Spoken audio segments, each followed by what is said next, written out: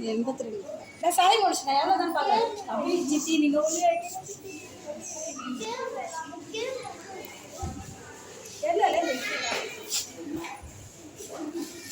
என்ன எடு எத்தனையா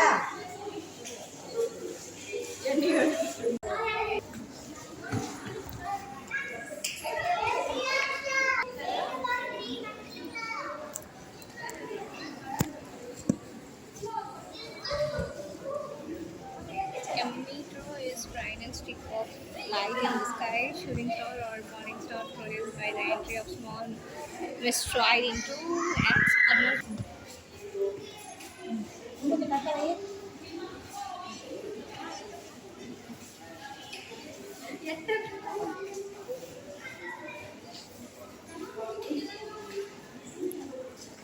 Neil Armstrong.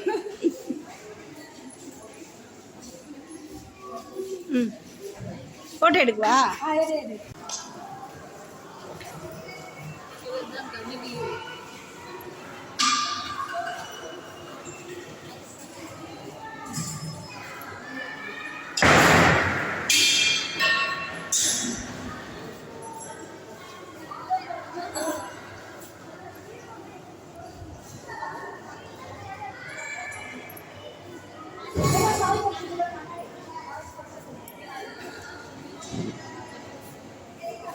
இருட்டில் ஒன்றுமே தெரியல.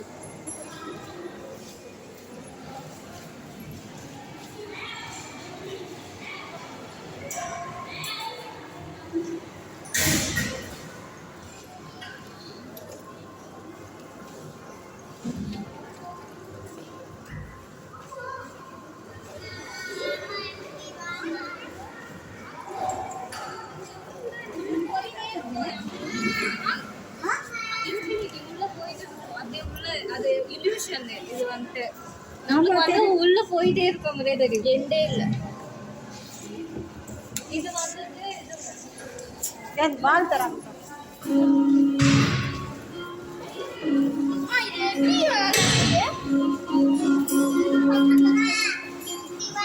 அப்படியே வருஷம் அப்படியே கிட்ட வந்து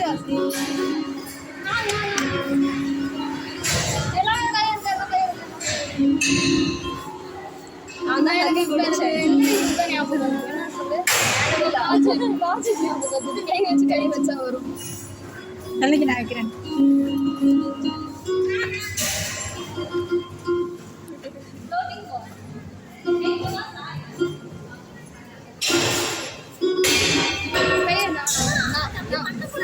மேல வைக்கணும், கை வைக்கணும்.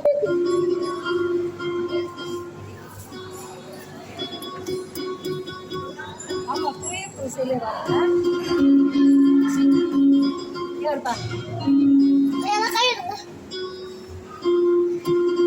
நீ தட்டாத அப்படியே கை வட்டலாம்.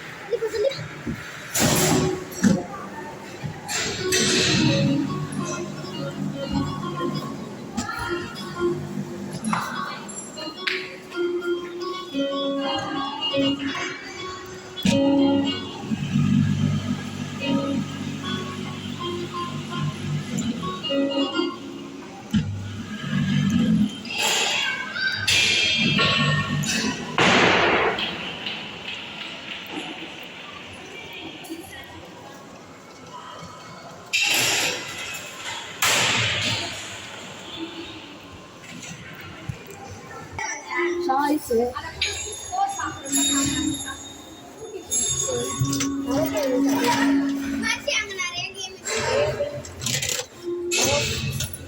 வாட்டர் வெளியில போறாங்க.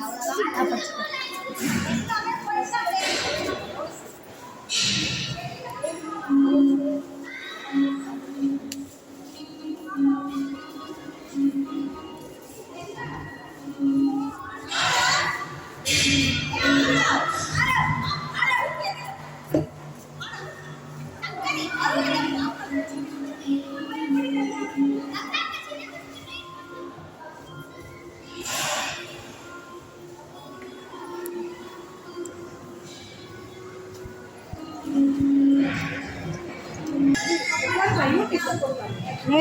வண்டி ஆதிவாசி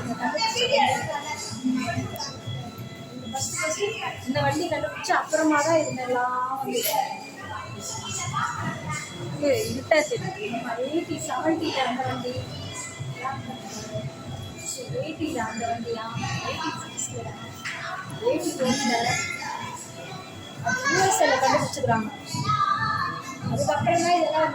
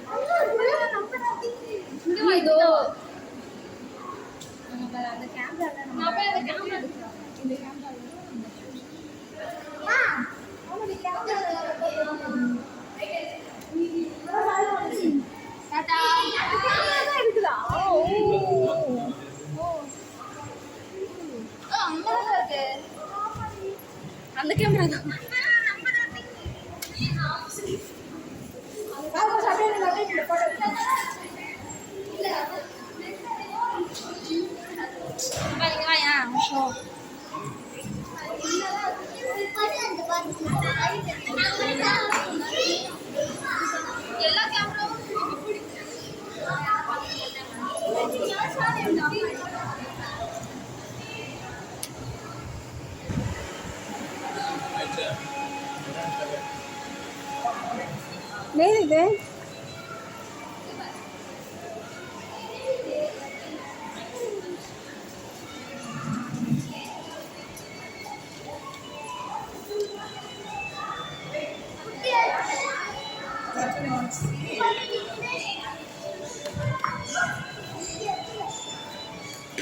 சாய் இங்க வந்து சுத்தோடியா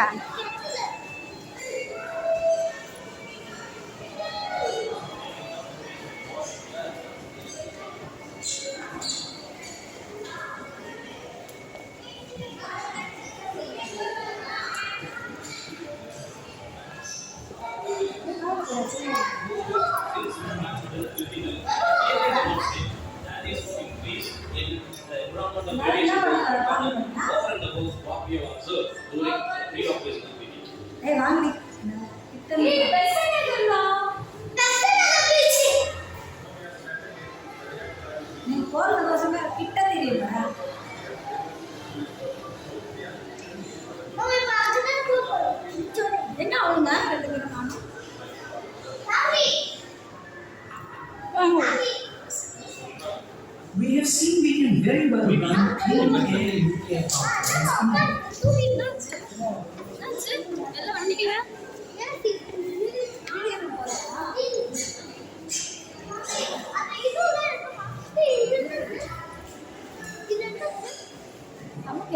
இதெல்லாம் சயின்ஸ் படிச்சவங்க தான் தெரியும்.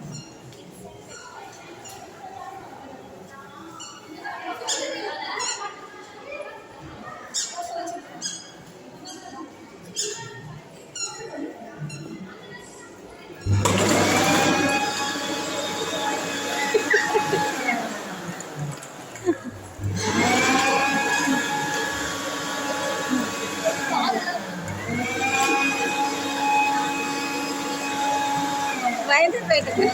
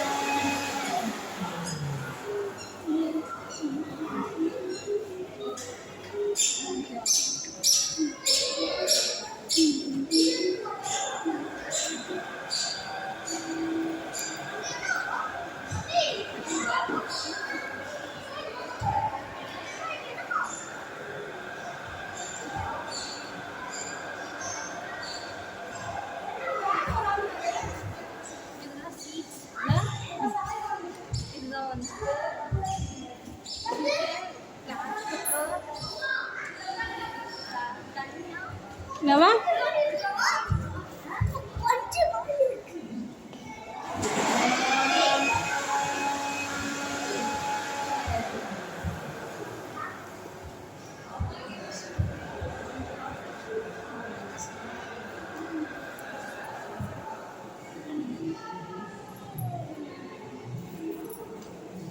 நடிக்கிற பசங்க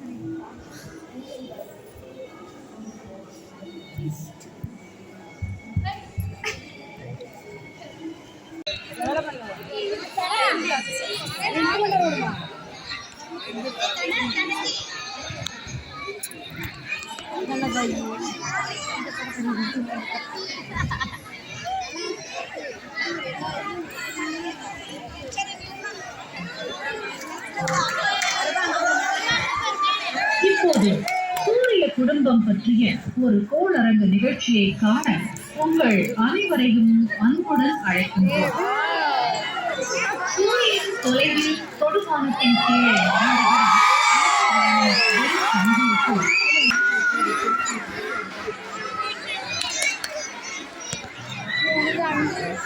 நம்மை சுற்றிலும் கொள்ளை அழகும் ஆச்சரியமும்.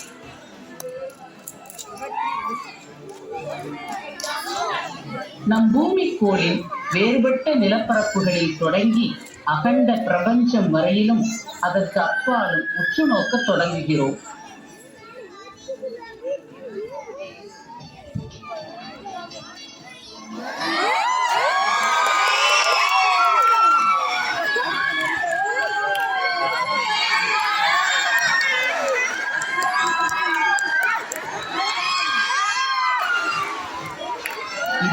நம் பூமியின் சிறப்புகளை நாம் எல்லோரும் பகிர்ந்து கொள்வோம். நவீன உலகின் மாபெரும் அதிசயம் இது.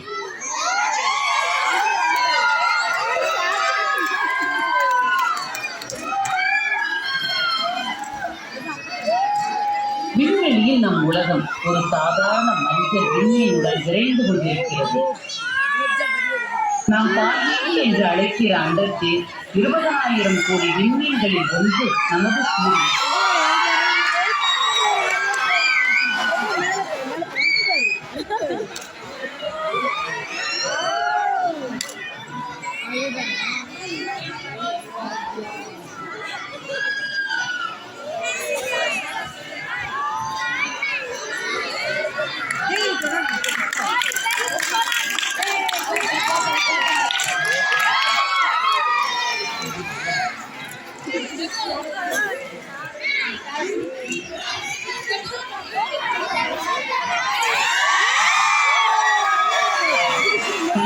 சராசரி விண்மீன் தான் என்றாலும் சூரியனை பூமியை உயிர் வாழ்க்கைக்கு போதிய வெப்ப கதகதப்பும் ஒளியும் வளர்ந்தும் அசாத்திய ஆற்றல் சுரவி ஒரு சாதாரண பயணிகள் விமானத்தில் பறந்து சென்றால் கூட கனல் வீசும் அந்த சூரியனை சென்றடைய 20 வருடங்கள் ஆகும்.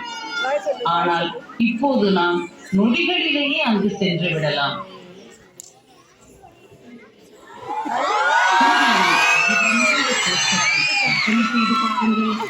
ஏறத்தாழ 14 லட்சம் கிலோமீட்டர்கள் சுருக்களவு. பூமியை போல 3,30,000 மடங்கு நிறை. சூரியனின் உள் ஆழத்தில் 150 லட்சம் டிகிரி செல்சியஸ் அதீத வெண்மையில் ஹைட்ரஜன் அணுக்கரு பிணைவினால் ஹீலியம் உருவாகிறது. அதன் விளைவாக அளப்பரிய ஆற்றல் வெளிப்படுகிறது.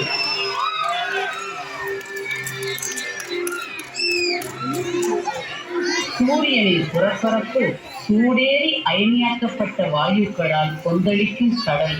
அந்த வெப்பச்சலன மேல்மட்டம் உள்ளபடியே அடுப்பில் கொதிக்கும் குழம்பை போல் குமிழித்து தோன்றுகிறது.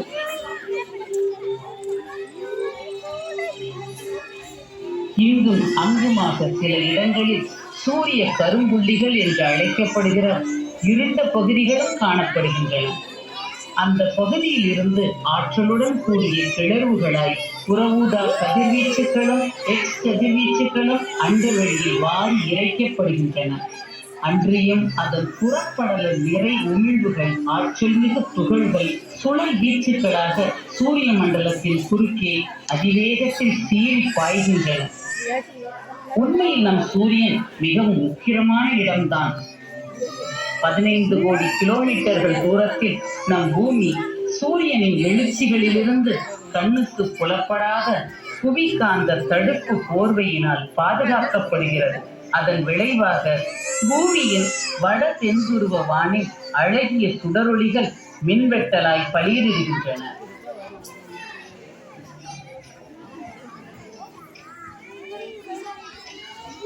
ரஷ்ய விண்வெளி முன்னோடியான அறிஞர் தியோல்கோஸ்கி ஒரு முறை கூறினார், பூமி என்பது நாகரிகத்தின் தொட்டில்.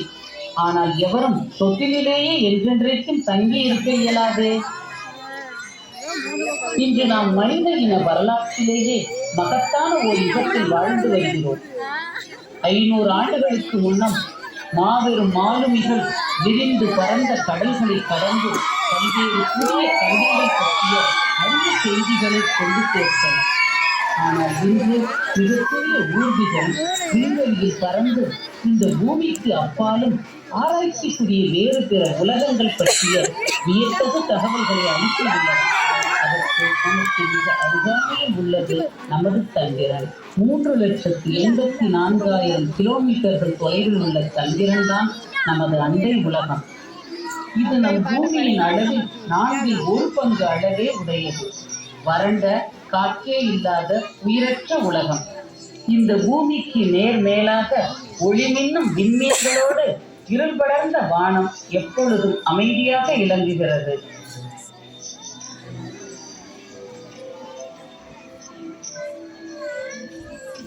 சந்திரன் பொலிவும் அழகும் கொண்டு திகழ்கிறது. நிலாத்தட்டில் குறுமிளகு சிதறல் போல சந்திர நிலப்பரப்பில் ஆயிரக்கணக்கான பொழிவுகள், 5000 மீட்டர்களுக்கும் கூடுதல் உயரம் கொண்ட சிகரங்களுடன் எம்பி எழுந்த சில நீண்ட மலைத்தொடர்கள் எழுச்சியுடன் உள்ளன. பிற இடங்களில் விரிவான சமவெளிகளெங்கும் எரிமலை குழம்பு நிலாவின் உள்ளக துளைகளில் இருந்து சீறி கிளம்பி தாழ்வான பரப்புகளில் வெள்ளமாய் ஓடி இறுகி உறைந்த நிலையில் காணப்படுகிறது. 1960ஆம் ஆண்டுகளின் இறுதி தொட்டு 1970ஆம் ஆண்டுகளின் தொடக்கம் வரையிலும் அமெரிக்க விண்வெளி வீரர்கள் இங்கு பயணம் செய்து உள்ளனர். தங்கள் வருகையின் போது அவர்கள் இங்கு விட்டு சென்ற உபகரணங்கள், நிலா ஊர்திகள் மற்றும் மனித காலடிகள் எல்லாம் இனி வரும் பல நூற்றாண்டுகளுக்கு அவர்தம் நிலா பயணத்தின் சாட்சியங்களாக நிலைத்து நிற்கும். ஒருவேளை என்றேனும் ஓர் நாள் மனித இனம் திரும்பி வந்து இங்கு குடியேறி நிரந்தர அறிவியல் தளங்கள் நிறுவலாம். வேற்று உலகின் முதல் நகரங்கள் எழுப்பப்படுவதற்கும் இது வழிவகுக்கலாம்.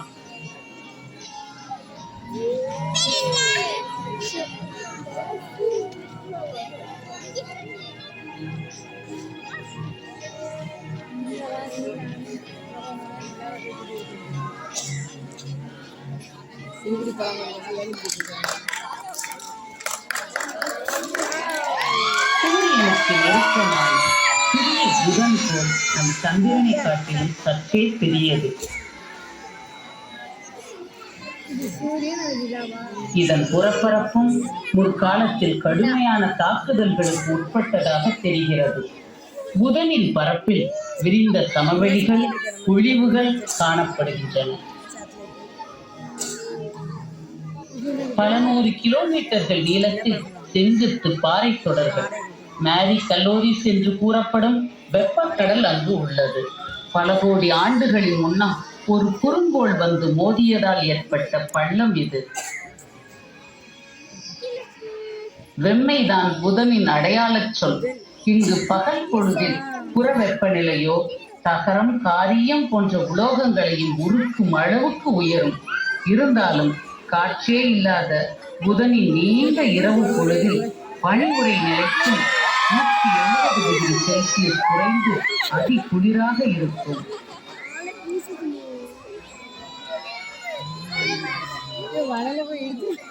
புதன் கோளுக்கு அப்பால் ஒளிரும் வெள்ளிக்கோள் வெண்ணிற மேகங்களால் போர்த்தப்பட்டு உள்ளது.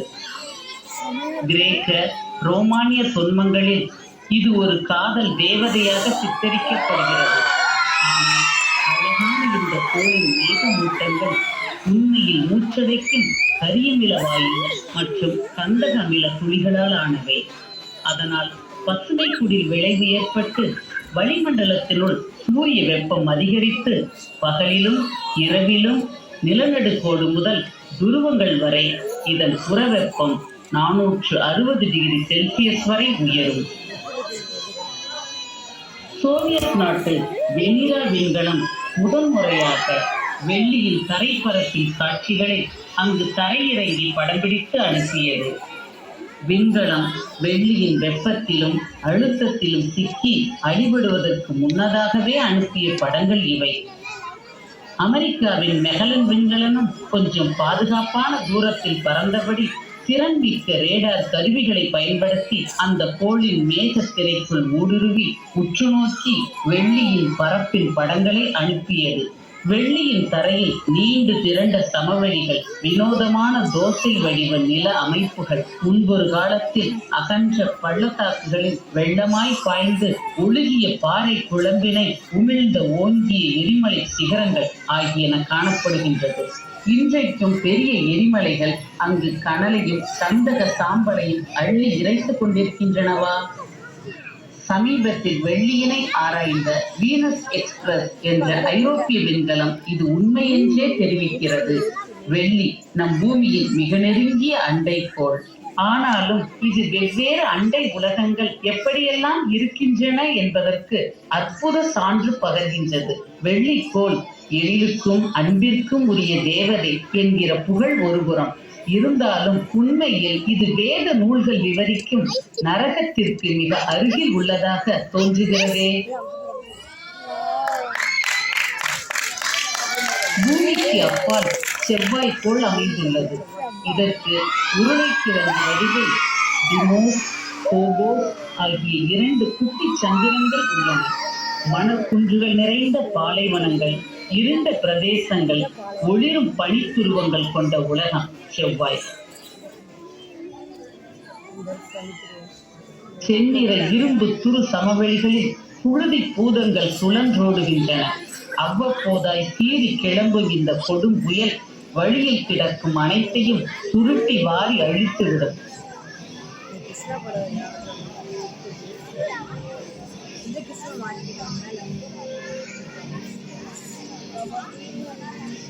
ஆனாலும் வழக்கத்திற்கு மாறாக இந்த சிகப்பு கோளின் வளிமண்டலம் தெளிவாகவே இருக்கிறது. செவ்வாய்க்கோள் பூமியின் பருமனில் பாதி அளவே என்றாலும் வியப்பூட்டும் பல இயற்கை அதிசயங்கள் இக்கோளிற்கு அணி சேர்க்கின்றன என்பது ஒரு பெருமை தரும் செய்தி. அந்த வெளியில் உயர்ந்த இடத்தில் இருந்து கவனித்தால் செயலிழந்த பழம்பெரும் எரிமலைகள் பல இங்கு உள்ளன. அவற்றில் ஒன்று சூரிய மண்டலத்திலேயே மிக பிரம்மாண்டமான ஒலிம்பஸ் மான்ஸ். இது செவ்வாய் தரைமட்டத்தில் இருந்து ஏறத்தாழ 20 கிலோமீட்டர்கள் உயரம் என்றால் சும்மாவா? அதனை அப்படியே பெயர்த்தெடுத்து பூமிக்கு கொண்டு வந்தால் கிட்டத்தட்ட தென்னிந்தியாவையே அடைத்து விடுமாம். நெஞ்சை எள்ளும் மற்றொரு அதிசயம் வேலிஸ் மரினரிஸ் எனும் மரினர் பள்ளத்தாக்கு. 200 கிலோமீட்டர் அகலமும் 6 கிலோமீட்டர் ஆழமும் கொண்டது. இந்த மிக பெரும் பள்ளத்தாக்கின் நீளத்தை சொல்வதானால் உத்தேசமாக கன்னியாகுமரியிலிருந்து காஷ்மீருக்கும் அப்பால் கசகஸ்தானில் அல்மாத்தி நகரம் வரை என்றும் கூறலாம். இன்று செவ்வாய்க்கோள் அண்டார்டிகாவின் சராசரி அடரை விட குளிராகவும் சகாரா பாலை நிலத்தை விட வறட்சியாகவும் காணப்படுகிறது.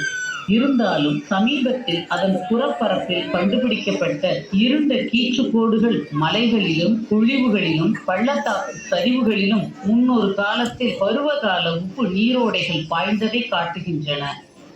மேலும் 300 கோடி ஆண்டுகளுக்கு முன் இங்குள்ள ராட்சத எரிமலைகள் செயல் மிகுந்தவைகளாக இருந்த காலகட்டத்தில் செவ்வாய்க்கோளில் தடித்த கதகதப்பான வளிமண்டலத்தினால் வெயில் படாமல் குளிர்ந்து உறைந்த பனிக்கட்டிகள் மெல்ல உருகி வெளியேறி ஆறுகளாக பாய்ந்தோடி ஏரிகளையும் உண்டாக்கி இருக்கலாம். அத்தருணத்தில் இங்கு உயிரினங்களும் உருவாகி இருக்குமோ? இன்று செவ்வாய் மணலில் காணப்படும் வண்டித்தடங்கள் செவ்வாய் இளைஞர்கள் ஓட்டிய வாகன சக்கரங்களால் ஆனவை இல்லை. அவை பூமியிலிருந்து சென்று இறங்கி பல தானியங்கி ஊர்திகளால் பதிவானவையே.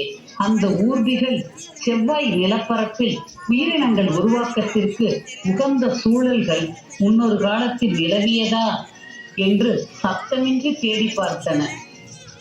இந்த ஊர்திகளை உருவாக்கிய மனித இனமும் ஒரு நாள் அங்கு செல்வர்.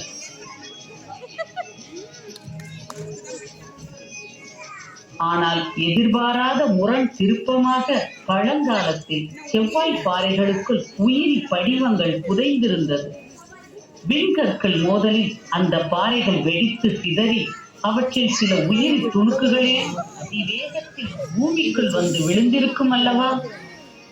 சுருங்கச் சொல்வதானால் ஒருவேளை நாம் அனைவருமே உண்மையில் செவ்வாயிலிருந்து வந்தவர்களோ? இது சிந்தனைக்குரிய வேடிக்கையான ஒரு கேள்வி.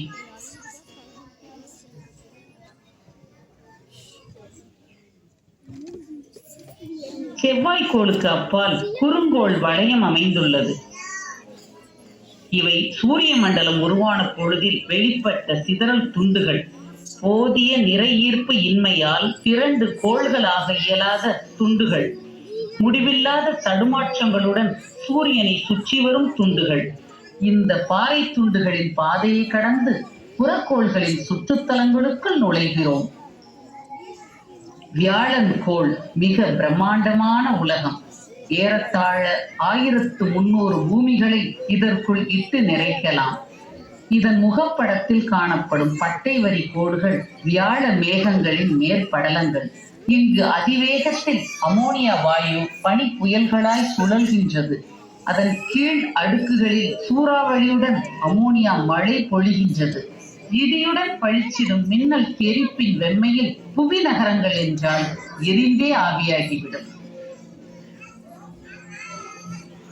வெள்ளை மற்றும் பல வண்ண மேகங்களின் இடைப்பகுதிகளில் வாயு தாரைகள் மணிக்கு 350 கிலோமீட்டர் வேகத்தில் பீரிட்டு பாய்ந்து கொண்டிருக்கின்றன. ராட்சத வியாழன் சூரிய மண்டலத்திலேயே மிகப்பெரிய கோள்.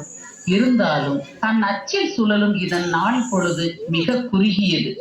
இது 10 மணி நேரத்திற்கும் குறைவானது. இந்த அதிவேக சுழற்சியும் கோளின் உள் ஆழத்திலிருந்து கிளம்பும் அதீத வெப்பமும் தான் இங்கு விசித்திர புயல்கள் உருவாக காரணம். அவற்றுள் மகத்தான சிகப்பு புள்ளி வியாழ மேகங்களின் வித்தியாசமான அம்சம். இந்த செங்கல் அளவில் பூமியை போல் 2 மடங்கு கொண்டது. குறைந்தது கடந்த 400 ஆண்டுகளாகவே தீவிரமாக சுழன்று வருகிறது. பூமிக்கு ஒரு நிலா மட்டும்தான் என்றிருக்க வியாழனுக்கோ 60க்கும் மேற்பட்ட நிலாக்கள். மிக அருகில் அயோ வினோத கோமாளி முகம் போல் தோன்றுகிறது. காரணம் அயோவிற்கு வாய்த்த கடுமையான சூழல்தான். ஒரு பக்கம் வியாழன், மறுபக்கம் அதன் அண்டை நிலாக்கள் என இவற்றுக்கு இடையில் உண்டான ஈர்ப்பு விசைகளால் பாதிக்கப்பட்ட நிலா அயோ. இவ்விதம் ஒன்றுக்கொன்று இழுக்கவும் விளக்கவும் அயோவின் புறப்பரப்பில் எழும் இந்த இருநிலை உராய்வுகளால் இதன் உட்பகுதி சூடேறும். அங்கு உருகிய அனல் குழம்புகள் புற வெடிப்புகளின் வழியே பீரிட்டு விண்வெளியின் வெற்றிடத்தில் வெடித்து பரவும். சூரிய மண்டலத்தின் மாபெரும் எரிமலைகளைப் போல் பல வண்ண கந்தக பனித்துளிகள் அயோ வானில் 300 கிலோமீட்டர்கள் உயரம் வரை சீறி உயர்ந்து பின்னர் மெல்ல கீழிறங்கி அயோ நிலத்தில் மஞ்சள், சிகப்பு, கருப்பு, வெள்ளை என பல வண்ணங்களை தெரிக்கின்றன. யதார்த்தத்தில் தனது உள்முகத்தை அப்படியே கீழ் மேலாய் புரட்டி வெளி காட்டுகிறது அயோ. வியாழனின் அடுத்த நிலா யூரோப்பா. இதன் புறப்பரப்பு வெடிப்புகள் விழுந்த பனித்தகடு. அதன் அடிப்படலம் முழுதும் பெருங்கடல். அங்கு ஒருவேளை கரிம மூலக்கூறுகள் செறிந்தும் இருக்கலாம். எதிர்கால விண்கலங்கள் அதன் தரையில் இறங்கி புற அடுக்கை துளைத்து யூரோப்பாவின் வேற்றுலக கடலில் உயிர்கள் உள்ளனவோ என்கிற தேடலிலும் ஈடுபடலாம்.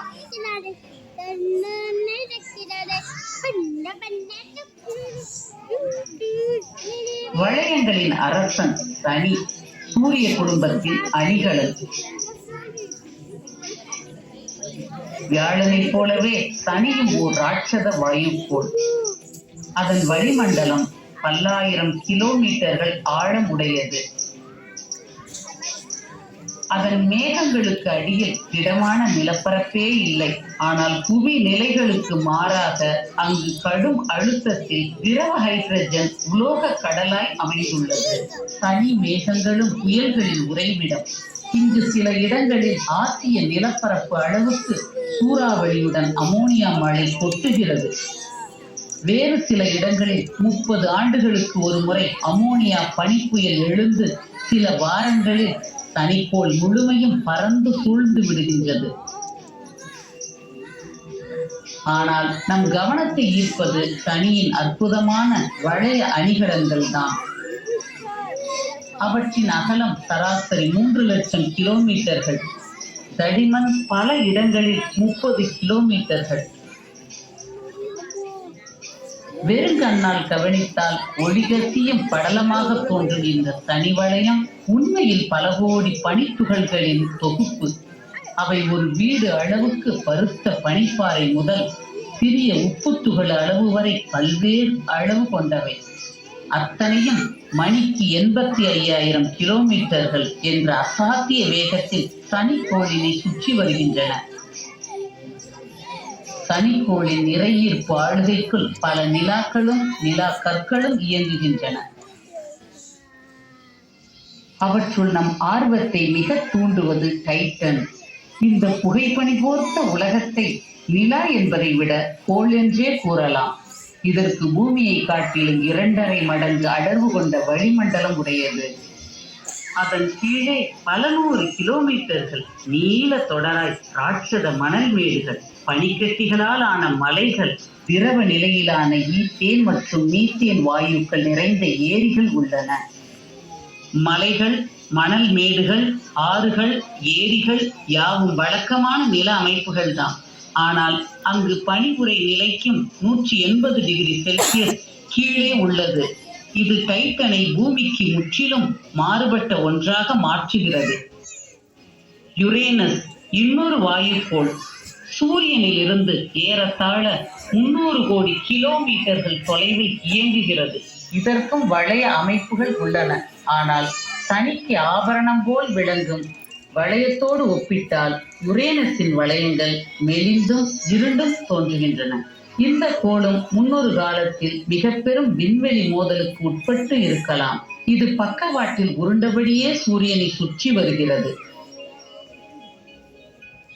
யுரேனஸின் 27 நிலாக்களில் மிராண்டா பழங்காலத்தில் நிகழ்ந்த மாபெரும் விண்வெளி மோதலில் கிட்டத்தட்ட சிதைந்தே விட்டது. இன்று காணப்படும் மிராண்டாவின் பன்முக நிலவியல் பரப்புகள் மாபெரும் முப்பரிமாண குறுக்கு நெடுக்கு புதிர் ஒன்று வெடித்து சிதறி மீண்டும் விழுந்தது போல தாறுமாறாய் உள்ளன. சூரிய மண்டலத்தின் சிறந்த அற்புதங்களில் ஒன்றாக நம் மனதை கவரும் மற்றொரு அம்சம் இங்குள்ள பனிக்கட்டிகளால் மட்டுமே உருவான ஏறத்தாழ 16 கிலோமீட்டர் உயர செங்குத்து பாறைகள். யுரேனஸிற்கு அப்பால் மங்கலான சூரிய ஒளியில் மூழ்கி இருக்கும் நெப்டியூனை காண்கிறோம். இதுவும் புயல்களின் பூதாகார சுழற்சிகளை கொண்டதுதான். நெப்டியூனின் இந்த மீத்தேன் பனிப்புயல்களின் வீச்சு சென்னையில் இருந்து ரஷ்யாவின் மாஸ்கோ உள்ள தொலைவு அளவுக்கு பரவி உள்ளது. சூரிய மண்டலத்திலேயே அதிவேக புயல் வீச்சு இது. நெப்டியூனின் மிகப்பெரிய நிலா ட்ரைட்டன் குறிப்பிடத்தக்க ஒன்று. சுருள் வளையங்களாக பரவும் வானிலை சூழல்கள், விரிந்து பறந்த மீத்தேன் வெப்ப வாயு ஊற்றுக்கள், அதிலும் அந்த வெப்ப வாயு ஊற்றுக்கள் ட்ரைட்டன் வானில் 8 கிலோமீட்டர்கள் உயரம் வரை பீச்சி அடிக்கும். சூரிய மண்டலத்தில் குளிர்பனி விளிம்புகளில் புளூட்டோ உள்ளிட்ட குள்ளக கோள்களின் பகுதிகளுக்குள் நுழைகிறோம். 2015ஆம் ஆண்டில்தான் முதன்முறையாக அமெரிக்க நாசா விண்வெளி நிறுவனத்தின் நியூ ஹொரைசன்ஸ் என்னும் விண்கலன் புளூட்டோ அருகில் சென்று பார்வையிட்டது. தென்னிற புளூட்டோவின் நிலவியல் ரீதியில் இளமையான அதன் புறப்பரப்பும், விரிந்த இதய வடிவில் சமவெளியும், உறைந்த நைட்ரஜன் பனிக்கட்டி ஆறுகளும், ஏறத்தாழ 3.5 கிலோமீட்டர்கள் உயர பனிமலைகளும் ஆச்சரியமூட்டுகின்றன. புளூட்டோவின் 5 சந்திரங்களில் மிகப்பெரிய செரோன் கூட நம்மை ஏமாற்றவில்லை. அங்கும் இருண்ட துருவ பனிப்படலங்கள், 1000 கிலோமீட்டர்கள் நீளமும் 6 முதல் 9 கிலோமீட்டர்கள் வரையிலான ஆழமும் கொண்ட பள்ளத்தாக்குகள் என பல்வேறு அம்சங்கள் உள்ளன. இத்தனை கோள் வட்டாரத்தையும் வளைத்து பொதிந்த அதிபிரமாண்ட ஒளி கோளகமே ஊட்முகில். இந்த பகுதியில் பல கோடி கணக்கிலான தூசு கொண்ட பனிப்பந்துகள் அமைந்துள்ளன. அவற்றில் சில சூரியனுக்கு அருகில் இழுக்கப்படும் போது சூடேறி பனிப்பந்துகள் ஆவியாகி அற்புத வாள்களாக தோற்றம் கொண்டு வால் விண்மீன்களாக உருவெடுக்கின்றன. அவற்றில் சில இன்றைக்கும் நம் வானத்தை அவ்வப்போது தழுவிச் செல்கின்றன. பல கோடி ஆண்டுகளின் முன் எண்ணற்ற வால் விண்மீன்கள் நமது பூமியின் மீது கடுமையாக மோதி உள்ளன. அப்போது அவை தண்ணீர் மற்றும் கரிம மூலக்கூறுகளை பூமிக்குள் வந்து கொட்டியும் இருக்கலாம். அதுவே பூமியில் உயிர் வாழ்வு தோன்ற வழிவகுத்தும் இருக்கலாம்.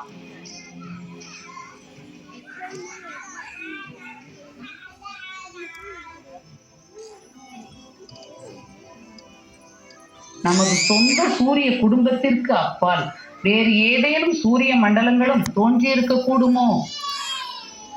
வியந்து நோக்குவது மட்டுமே நீண்ட காலமாக நம்மால் முடிந்ததாக இருந்தது.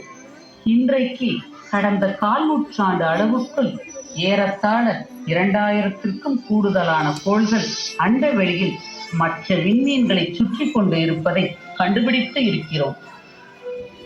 இப்போதைக்கு இத்தகைய காட்சிகள் திறமையான விண்வெளி ஓவியர்களின் படைப்புகளாகவே அமைந்துள்ளது.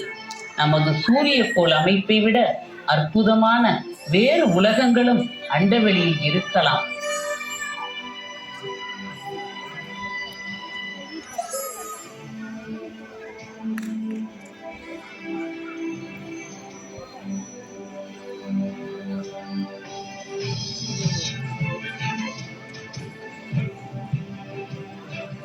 ஆனால் உரிய காலத்தில் ஒருவேளை இத்தகைய தேடல்களின் மூலம் உயர்வான தேடும் பொருளையும் நாம் கண்டுபிடிக்கவும் முடியலாம். நம் பூமியை விட பெரிதாக வேறுபாடில்லாத ஒரு கோள் நமது சூரியனை போன்றதோ விண்மீனை சுற்றி வருகிற கோள். இன்னொரு கோளில் வாழும் நம்மை போன்ற உயிரினங்கள் உயரிய கருவிகளை தயாரித்துள்ளனர். அவை ரேடியோ தொலைநோக்கிகள். அவை விண்மீன்களில் இடையே இருந்து அனுப்பப்படும் வாழ்த்துச் செய்திகளை தேட முடியும்.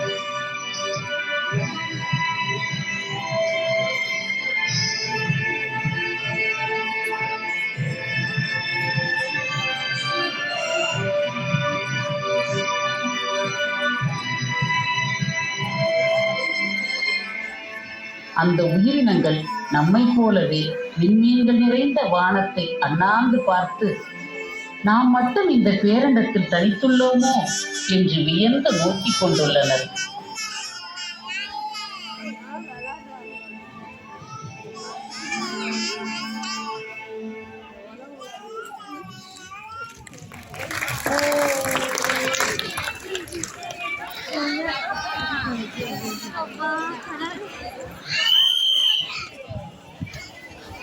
அல்லது பொருட்களை ஒரு இடத்திலிருந்து மற்றொரு இடத்திற்கு கொண்டு செல்வதற்கு போக்குவரத்து மிகவும் அவசியமான ஒன்றாகிறது.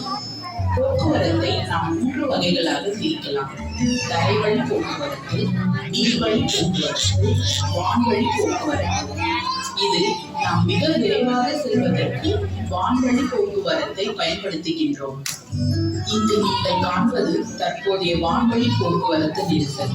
இந்த காற்றின் மூலம் தரைவழி போக்குவரத்து போல் வான்வழி போக்குவரத்திலும் போக்குவரத்து நெரிசல் ஏற்படும்.